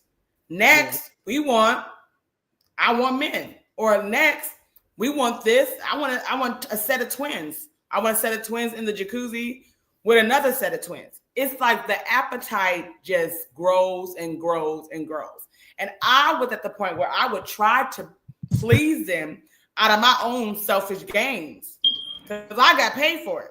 So, and I wanted to stay in good standing with them. Right. But after a while, I had to say, okay, it's never gonna be enough. Meaning, even in myself, I had a situation where I was involved with a rapper. I won't say his name, but he who he is. And Sorry, guys, I'm back. But I would always try to please him with bringing another woman in, introducing him to another pretty woman just to satisfy him. Over 10 years, we used to always have sex, always at the after parties, at the hotel. But my mentality was, I didn't want, like you said, Miss Ella, I didn't want to lose him. But it was selfish because I didn't want to lose the benefits. Right. I like penthouses. I like the flashy money. I like my name getting out there and people want me to come to work because of the skills that I had. And we had all that glamour, and I didn't want to lose my position until enough was enough. And I got my sense of, I would say I finally got a conscience of feeling bad for these women.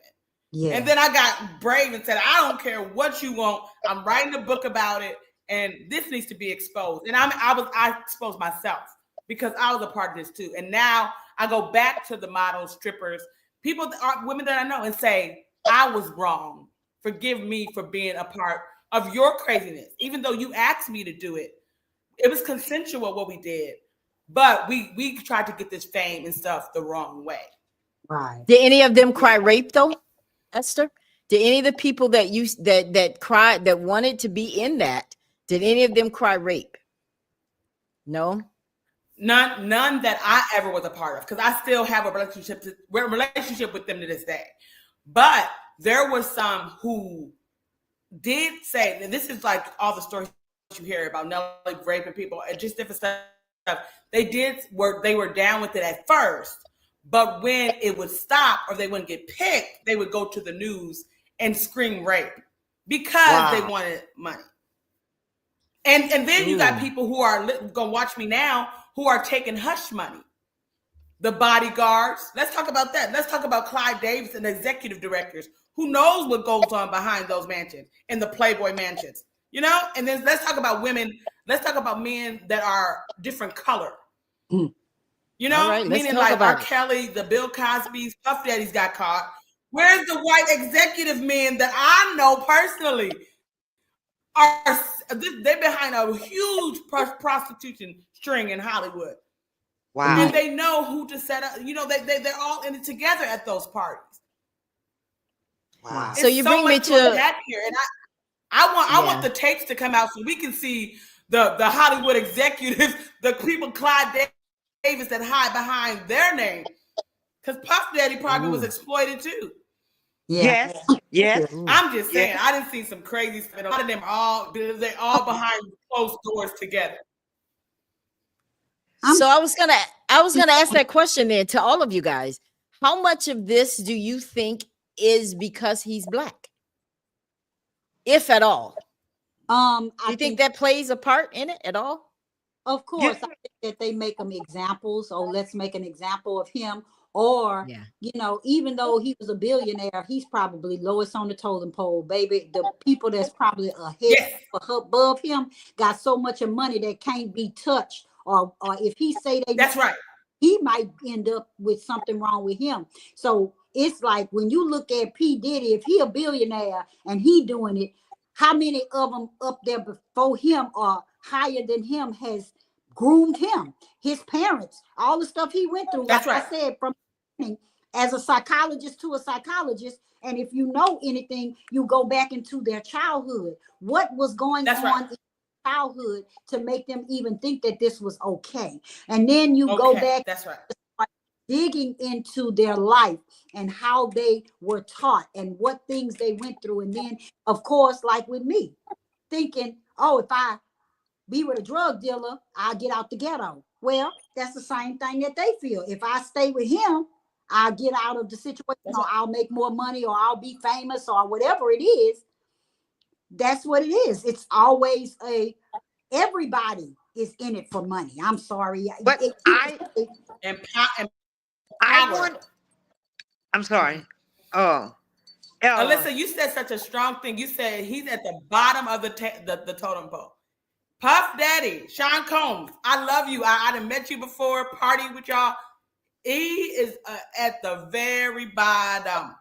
Because those people that got that loan, that money, that they were born into wealth and power and manipulation of power. Boom. Okay? They don't want to get exposed, because once them tapes really come out, thousands others are going down too. But you know what? You have to look at it. One point is, I feel that yes, because they're black, it's happening because, and it's black men. Why is it happening to black men?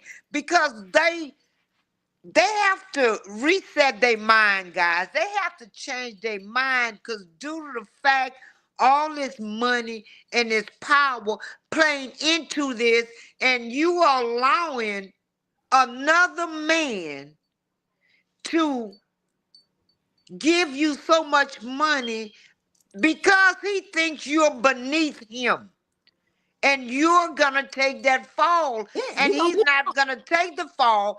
And it's still going on and on. When is it going to stop? Seriously. Because P. Diddy is not going to tell on who. If he tells, he already know he going to end up like Epstein. I'm not saying. He has too much. I'm not saying. Listen to me, please. Listen to me good. I'm not saying about P. Diddy telling. I'm saying how they are allowing themselves to be manipulated and used by another man.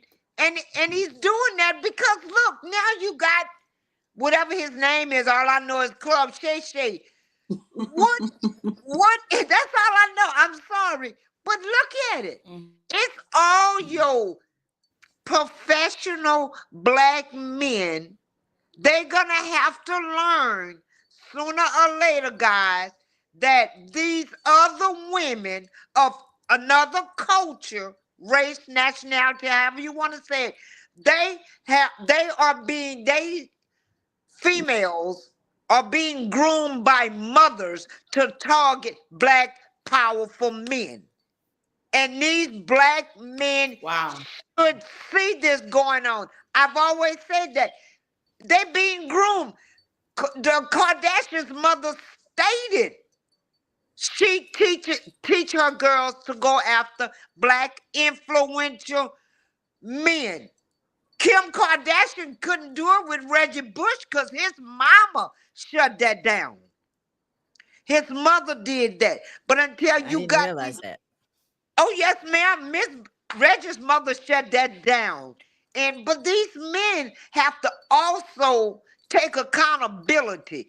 Stop allowing these other women,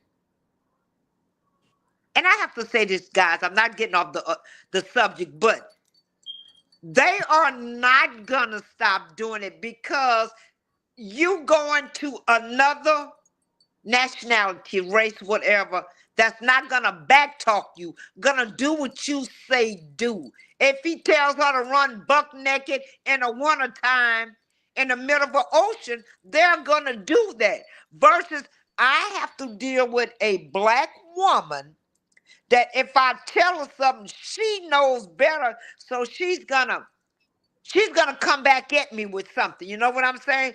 He can, Yeah, but some of these women were black that Diddy was involved with. yeah, Young yeah, Miami. yeah, These people, these were black women. Yes. yeah, but like, I say that these men, the influential men, are groomed by somebody up above them, and call it teaching them the ropes or teaching them what they need Yep. to do in Hollywood to make it. And I think that what they Absolutely. do is get pumped up by these people, and just like she say, they become pawns, which means they that puppets. Yeah. Yes. Yep. puppets and That's pawns. right. So now you've put me in a position that I can't go left or right, or you'll damage my total career if I say That's anything. right. Now I gotta go by what you say. They're just puppets, just like uh Cassie was a puppet. They were puppets before, just like Miss Ella said. She recognized that I was molested as a child. You can't tell me that as a child that these people didn't go through different things in order to bring them to where they Okay, are. okay, just like Young Miami. You don't think Young Miami heard, because they're all in this circle now, the things Diddy do? So Of why would she course. want to put herself in that situation? Because of fame and fortune. Well, we've heard all There it stories is. before all of this stuff That's came right. out, and we all Yeah. heard stories, but we never believed. Just thinking about it, You know what? never I will, believed that it went to this extent until the trial. Listening it's, to you know what? We seen it, but we couldn't see the forest for the trees. right. You understand what I'm saying? Mm-hmm. They Hmm. seen it. They knew it was going on, but they chose to Mm-hmm. ignore it to Mm-hmm. get to that level. If I can be seen with him or I can be seen with him, then people are gonna respect me and they're gonna they're gonna want to be around me. And they get So stuck. Esther, They get stuck. Esther, do you think that they And, they they and go I this would say, route? y'all, Be- we've been knowing how. yeah, I know. I think we got some lagging Oh, going on. I have a What I real was, bad. I don't know what's going. I was just saying. I know. yeah. Go ahead. Uh-oh. Oh, okay. I'm like the We connection can, that keeps going. But I was saying, yeah. we the people in the music industry, entertainment industry, this is not new to us. You Right. know, we know so many. Even the R. Kellys, all these people that are just the freak. Freak has a whole. They took freak to a whole nother meaning.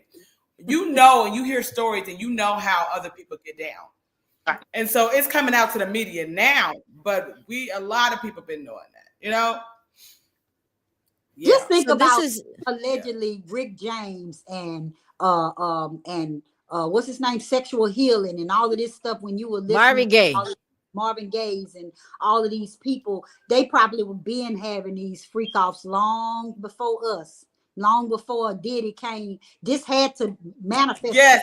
This had to It's, grow it, from, it's the name of the game. and it's just allegedly. I'm not saying them per se, but just listening at the music and the stories behind those people who I just named. You think about Yeah. it, you don't know. Just Al Green got grits threw on him. What was he doing to get grits thrown on him? Just different types of things that you look at domestic violence. it's a plethora of ways that you can look at domestic violence, because it's not just physical. It has every type of aspect that you could ever even think about. If it's a good part of it, it's a bad part of it. But So I have a question. Okay. I have a question for you, Esther. Why do you think Cassie sued Diddy for that money, $20 million? Why do you think? I want to ask all of you guys this. I want you to start, Esther, and then you, Yamika, and Alyssa. I want to know why you guys think she was a victim of sexual abuse. She was torn, she was hurt, and the way she saw to heal herself was to sue him for $20 million. Why? Why do you think? I believe, for one, for the money, of course, and because, like, when you have been a partner of the trafficking or whatever, the sex parties, if you've been there with a person and they know that you know how we used to do things. Now you're saying, before the trial hit, she already got the money. Right. So she kind of like the hush money. It's like she wanted more hush money, but it ended up getting flipped around. And now it's like, oh, you have been a part or the freak offs or got male escorts too. Does that make sense? It does. What do you think, Yumika? To be honest with you, I think she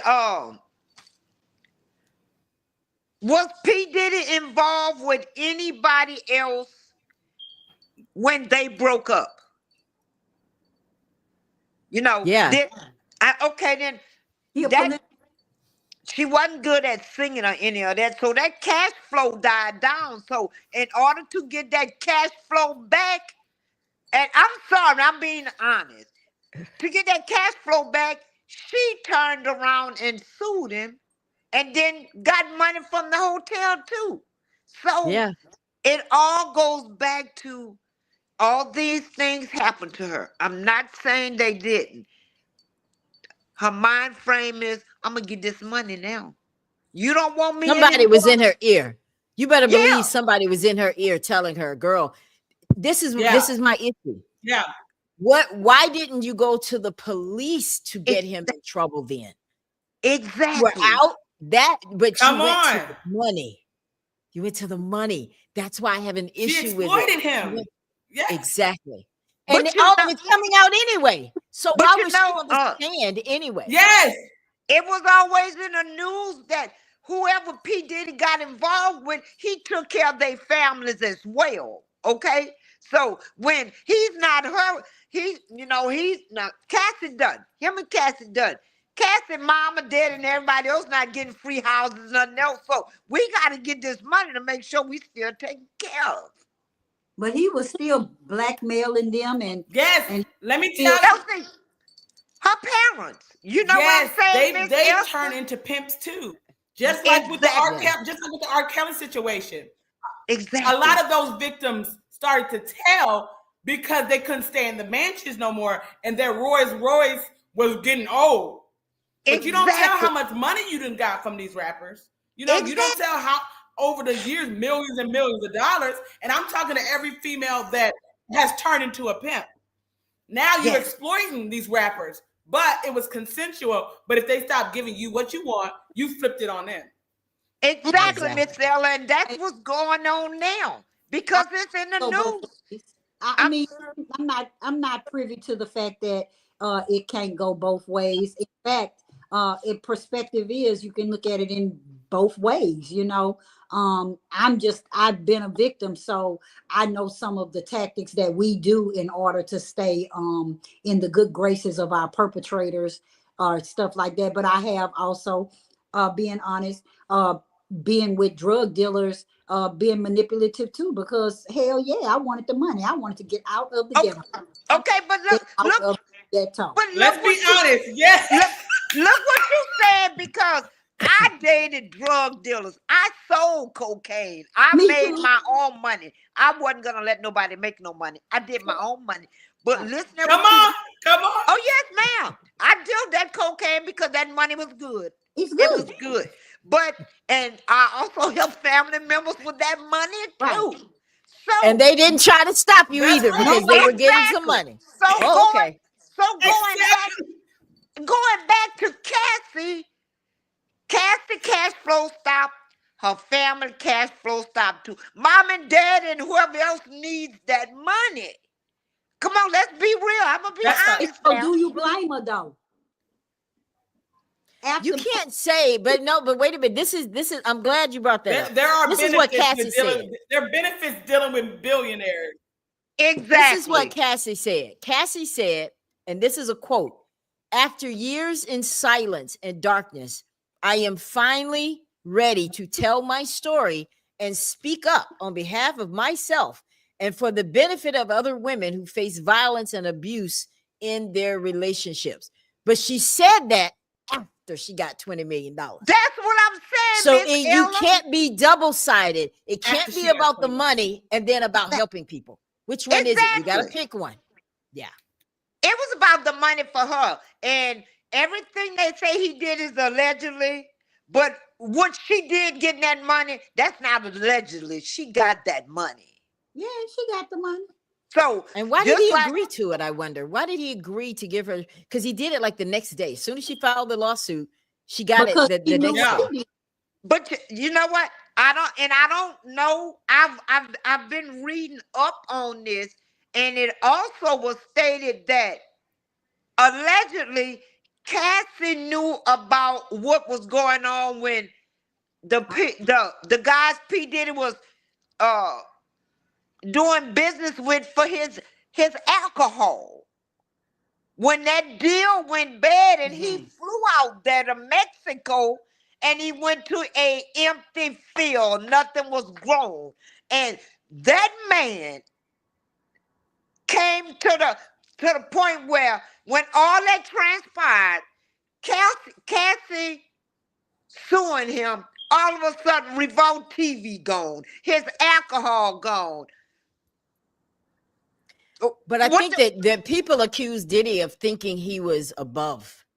well, yeah, no, Because I one thing I understand. know about the other race, they're glad and happy for you, but don't ever think you're bigger and better than them. Okay, now you see what I'm saying, Miss Ella, and Yeah. that's what That's right. whoever he was in partnership with the alcohol because it's all coming out now, and it's like they knew exactly when to do it at the time they did it, and now he's suffering. The point here, though, let's not give them something to go with.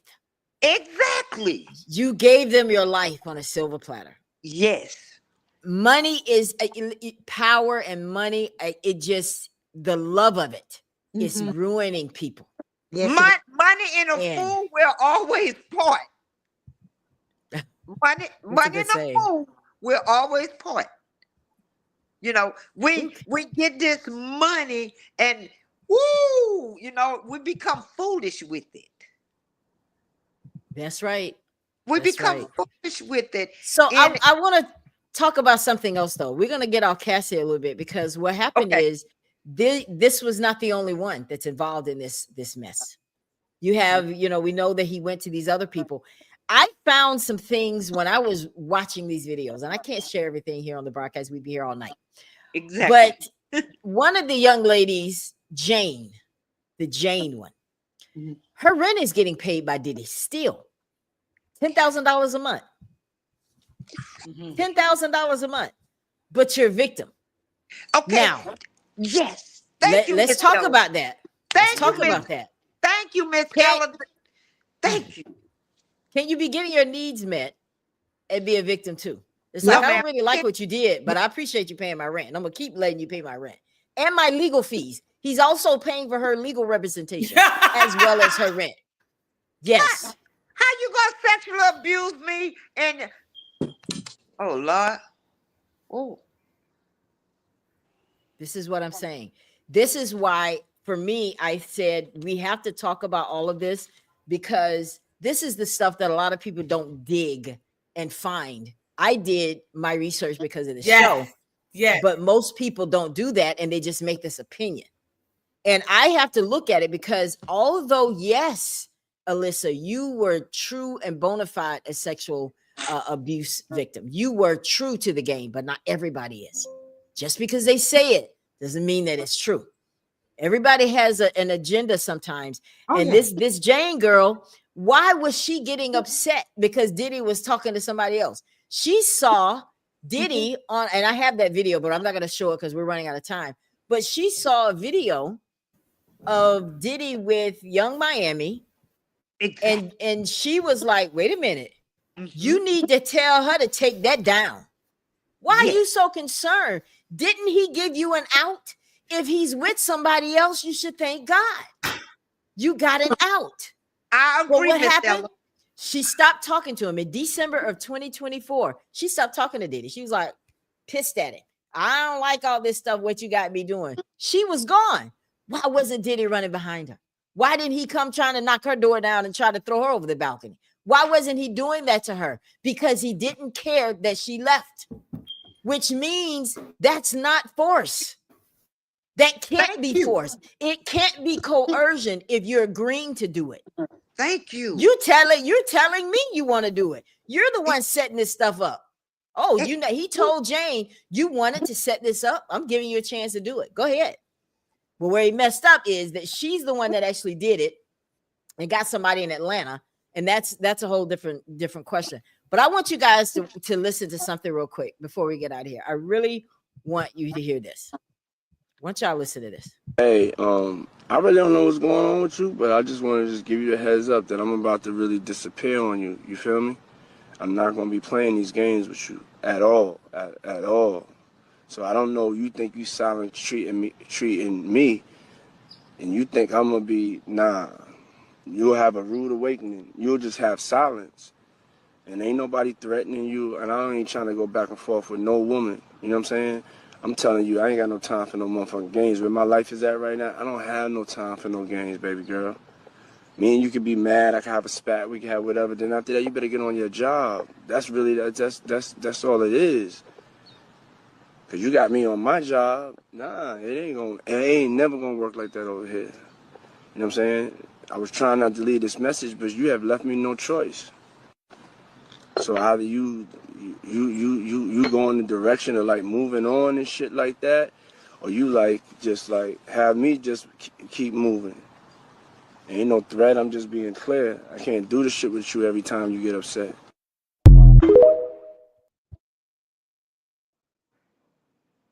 What does that sound This like, is what he guys? also said. This is what he also said to Jane. Just focus on what at the end of the day will make you feel better. How can we get to a solution where you can move on? I don't want to be in a relationship like this. In this cycle, move on with your life so that you don't feel like I wasted your life. That's an out. Exactly. Exactly. So how can I be forcing you if I gave you an out? Exactly. But how do we know that it wasn't a manipulative tactic? How do we know that he wasn't? Because in December they stopped talking, and in February she went back. Thank He you. gave her a birthday party. He gave her a birthday party, and now all of a sudden, you know, I love you, right? But That's now how you that rape was. me and abuse me. It's a cycle. And this is what makes people who are true to the game, Alyssa, like yourself, this is what makes people question it and makes people not want to talk, because you have people out here that's manipulating the system to their benefit. And I don't like what happened to her, because what we did see was that hotel. We saw that video. Everybody saw that video. How he beat her, knocked her down. That is not right. I do not condone that kind of stuff. He was wrong for that, 100%. But then there's a lot of talk about there was a guy that was actually in the room, leaving some to believe that, okay, was that during a freak off and she ran away? You know? So it's like, I hear what she's saying, but this is not the poster child that I can bank on to learn from. No. Okay, I can't. Miss Ella. Too many messages. Yes. We also got to look at that. Okay. They manipulated him too. They manipulated him, so they were manipulating each other. Yeah. Yes. I totally agree. In that perspective, I can see that also. I'm not saying that everything they did was by the book of how I went through it, because some of this stuff is very manipulative on both parties. But at the same token, a lot of when I hear some of the stuff that you got to kind of dissect some of that stuff when you hear it and the way it's said, the way it's presented, I guess you want to say. When she was reading it, I could just hear a lot of manipulation. Exactly. See, Miss Ella read it versus to the recording, because when she read it, you know, that's when you really can get the concept and see things. He did this, but them, in order for him not to be with anybody else or not for that cash flow to stop, they manipulated him, knowing the man liked the sex, knowing the man liked the drugs, knowing the man liked to party. So they manipulated him and went right back to what they knew he liked it to get what they wanted. Mm-hmm. Yeah. It's a vicious And that's, it cycle. is. I think it's not just a domestic violence cycle. It's a manipulative cycle on both parts. It's also a gaslight cycle from the aspect of, I'm going to get you to, I'm going to say things to make you want to say yes, or to make you jealous, or to make you compete with another person. It's a lot of it on both ends. I'm not going to say that I was perfect in my whole relationship and that I didn't do things. But I think that what happens is you, well, with me, I'm going to say this. When I got sick and tired of being sick and tired, I flipped the script. So let me ask you a question, Alyssa, because this will end our night tonight. Would you have told your story if you had gotten $20 million? Meaning, if somebody, if somebody had settled, if your ex-husband had settled with you and gave you something to be quiet, would you have taken the money and not be on this show tonight? Because what would have mattered, you have a choice. It's either the money or it's the message. Which one is it? Would you have taken the money and not tried to help people? Because she wouldn't have been on that stand if they wouldn't have filed charges against Diddy. She would have gotten her money and went home. Thank you. So again, if you had been given money, would you care about telling your story, or would you have done both? It all depends on what mindset I probably was in. Now, if you caught me back in the days and it was about the status and the being a drug dealer's girlfriend and having the money and all that stuff, probably not. But hindsight and looking back at where I was in the state of mentality that I was in, the impoverished state I was in, watching my mom go through the things that she went through, my mindset was totally different then. Now, looking back, you couldn't give me enough money in the world to stay in some of the situations that I was in. Miss Ella, before you end this, I'd like to ask you a question. Yes, ma'am. When she got the money, when she sued him, were they still involved? I don't think so. I think she was gone at that point. Well, see, I'm sorry. My opinion, she's not trying to help anybody. Whoever was in her ear told him he got more money, and she could get more money than $20 million. So I can't say she's trying to help anybody, because she got her cake and she ate it too. She got a brown collar and a white collar at the same time. I'm serious. So when she says this, that I'm doing this to help people, I don't know how many people you can help, because not everybody can sue for $20 million. Well, people can. Can't, because of the simple fact, like you said, can't that many sue for $20 million. But if you're gonna tell your story after you got the money, you wasn't trying to help anybody. I'm gonna say it wasn't about the message, is my point. It was about the money. It was about, and I can that's say all that, I'm saying. Yeah, I can say that too. Wow. It was about money, but you also have to look at too that victim mentality, man. It could be about the money all day long. I had a victim mentality, and it just it's a lot. It's a lot. It's a lot to unpack, and it ain't gonna happen in 2 hours. But you know what? Can the money heal you? Can the money get you back to where you were? I mean, can it? I'm okay with victims getting paid, because that's part of the process when someone is violating you. That comes after they've been arrested and there's a trial and you go through victim assistance. But she did it a different way. She went for the money first. She didn't want us to know that she was being abused. She didn't care she didn't care if other women, it was happening to them. I'm going to get mine is where I believe she was. And I'm not downplaying what she went through. God Or knows she would have that's went to the not what this is police. about. She would have gone to the police. I'm That's my just point. now, if somebody came to me and said, "Don't tell my story or the story between me and you, and I'll give you $1 million," I'm gonna tell my story because I already know who God is, and He'll give me the $1 million. But but we also got to Miss Esther, and I want your opinion on this. Is yes, we got to stop saying our poverty background. You know what I'm saying? Because once you get into that lifestyle and getting that money, that your poverty background is gone. It's gone. So you can't say because of my poverty background, I stay. No, you've been left out of poverty when you got of age to mess with a grown man. That's Knew why the you Bible were messing speaks with about. a grown man, and there's consequences. It is consequences. There's consequences, and I hate what happened to her. I truly do. No woman deserves the beating she got. No. That's the only thing that's the only thing I can agree on, because that poverty mindset growing up is out the door once you get your first little lick with your money. And you see that money, that lick is good, so you want another lick and a better lick and a better lick. And that 20 million was a hell of a lick, but somebody got in there. Girl, you can get a powerful lick. So that's why we gotta change our mindset. You know what I'm saying? Change it. I understand she wants to give a message, but in this case, she gave the wrong one. She gave the wrong and message. Unfortunately, Wow. Yeah. Miss Ella, before you get off, what you just said is so profound. The message she's giving is, hey, ladies, go get beat up, get sexual abuse, and you can get money for it. That's the only message I got from that. And that's bad. Yeah, that's bad. It's not a message of helping.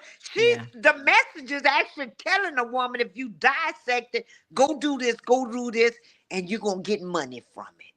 But make sure you get caught up with some man of wealth, of stature, where you can get a payday. Yeah. Unfortunately, guys. But I told you guys that this was going to be a pretty candid conversation tonight. But I'm glad that we can talk about stuff like this in respect and disagree in respect. Yeah. But it is real. This is really happening. Sexual abuse is real. And just because you're married, just because you're in a relationship and he told you he loved you, you can have a ring on your finger, you can have the date set and everything. But if he's sexually abusing you, you have to know that you deserve better. You are in a domestic violence situation. And don't be like Alyssa, because she was in her marriage for 13 years. And you've heard a little bit about, we're going to bring you back, Alyssa, so we can hear your full story. But she went through some stuff. Yamika went through some stuff, guys. It's not worth it. It's not worth it. And I think that we should show up in churches with this message. Yeah. Because like you said last week, Yamika, you said something very profound. You said last week, these women are going to the church, getting counseling, and they have no idea what to tell a woman who's abused. They go to the Bible and say, well, the Bible said that a man got to, bruh, I ain't trying to hear that. I ain't trying to This man is beating my behind every day. What, is he doing it in the name of Jesus or what? Because I got to go. I do not believe that this is the promise that God gave me. I don't believe it. And sometimes you got to tell them that, because there are pastors that have told people to stay and they end up dead, guys. And this is real. This is real. Well, the pastor said, bump that. Call me. I'm going to tell you what's real. That's exactly why I go and speak. Love is not abusive. Love is not. That's right. I'm going to tell you what's real. Trust. But if we can get out and speak at those churches like I do, I say let's do it. I love it. You can get Diddy and Harvey Weinstein and all these others from behind that pulpit and stop letting Cassie sit in the pew. Well, let me tell you something. I'll say this. Yeah. In the Bible, it says that we have a fivefold ministry, and one of the fivefold ministries is a teacher. And we should have an educator for everything under the sun. We should find each person that has that niche to come into the church. They should be counselors of that type. But how can we have a this is another subject for another time, but how can you have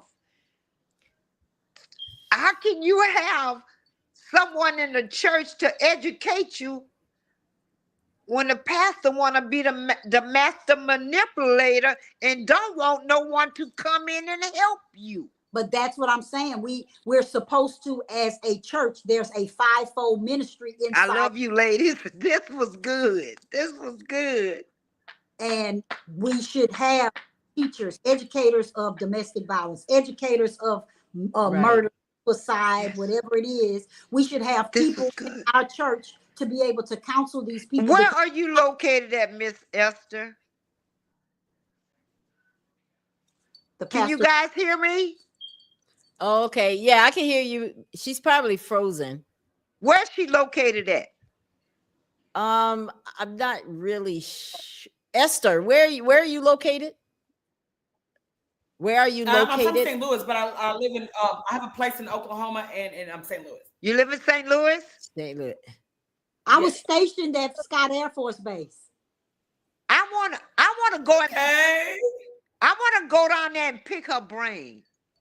She has so much that I can learn from her. That is why she's on this show. She's the best. That's my friend. Absolutely. Yeah. So guys, listen. She's my friend now. Oh yeah, of course. Once you come on this show, we sisters, we cousins, we friends, we family. Right? Well, listen, guys, this was great. This show will rebroadcast tomorrow, 3:00 p.m. Eastern. I tell you, we're gonna have to do this again. We are definitely gonna have to do this again. I've enjoyed it. Thank you guys for sharing your stories, Elisa and Yumik. I want to bring you guys back because we haven't really gotten into your stories, not the depth of your stories yet. You guys were on last week with Wendy, and you kind of were there in support. But we listened to her story. But I want you guys to be able to tell your story. And anybody that's out there, and you want to come on the Ella Johnson Show to share your story and help other women, that is what we do here. This is not about making people mad or pissing people off or taking sides here or there. This is about being able to be candid with our thoughts, because there's always two sides to every story. All right, guys. So we're going to get out of here. It's been great. You guys can sit back for a second. We can just kind of chat a little bit before we have to go. But thank you all so much for tuning in to the Ella Johnson Show. And I'll be back next Saturday, same time, 8:30 p.m. Eastern, 7:30 p.m. Central, for another story. I'm not really sure what it'll be about. You just never know with me, but just tune in. We'll see you next time. Thank you so much for tuning in to the Ella Johnson Show. We'll see you next time. We are supporters of the Ella Johnson Show. We live in South Korea. We have been watching Ella Johnson Show for like a year now. And we love her show. Her show is very inspirational, motivational, and educational.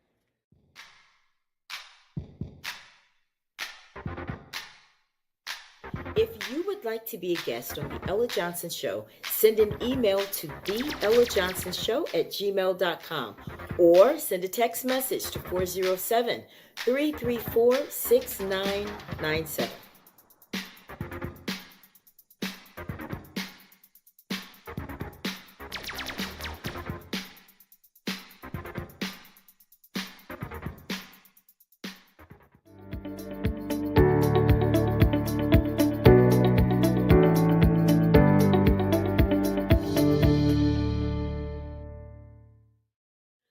We love Ella Johnson Show.